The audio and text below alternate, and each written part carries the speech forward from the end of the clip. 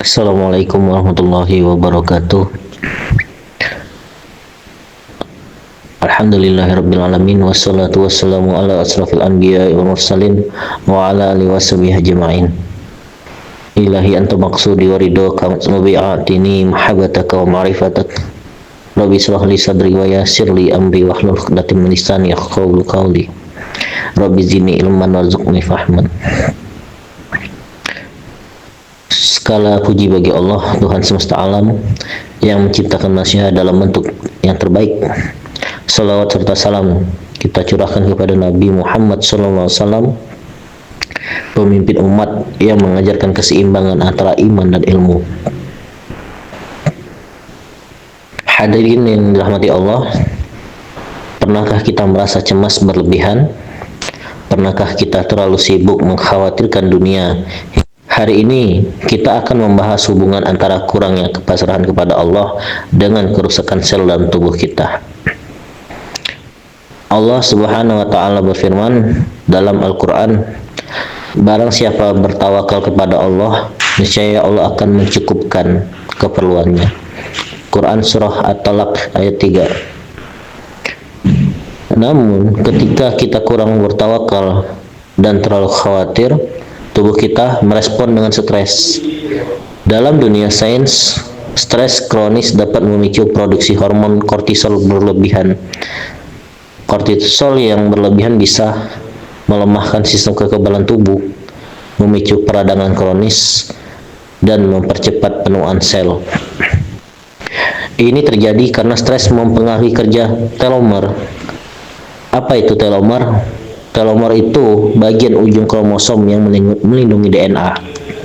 Semakin pendek telomer, semakin cepat sel mengalami penuaan dan mati. Telomer ini sendiri sudah pernah saya posting di grup kita, yang mana itu bagian dari pembungkus ataupun ujung kromosom. Kurangnya pasrah dan kerusakan sel. Stres akibat kurangnya kepasrahan kepada Allah juga berdampak langsung pada sel kita. Yang pertama tentunya kerusakan DNA. Stres oksidatif meningkat menyebabkan mutasi sel yang bisa memicu penyakit seperti kanker. Gangguan mitokondria. Mitokondria adalah pembangkit energi dalam sel. Jika stres terus-menerus, mitokondria rusak, tubuh mudah lelah, dan sel kehilangan fungsinya.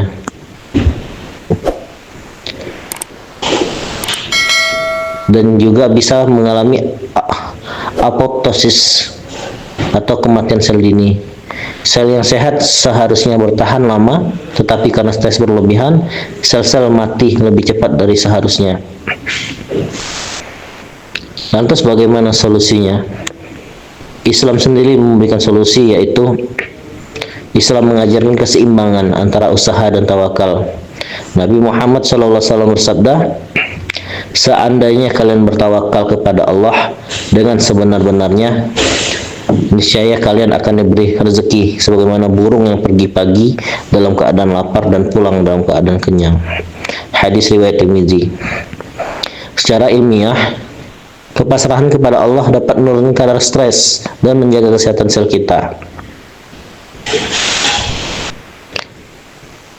Ada beberapa metode yang bisa kita lakukan, yaitu sholat dan zikir, membantu menenangkan sistem saraf, mengurangi stres dan memperbaiki keseimbangan hormon.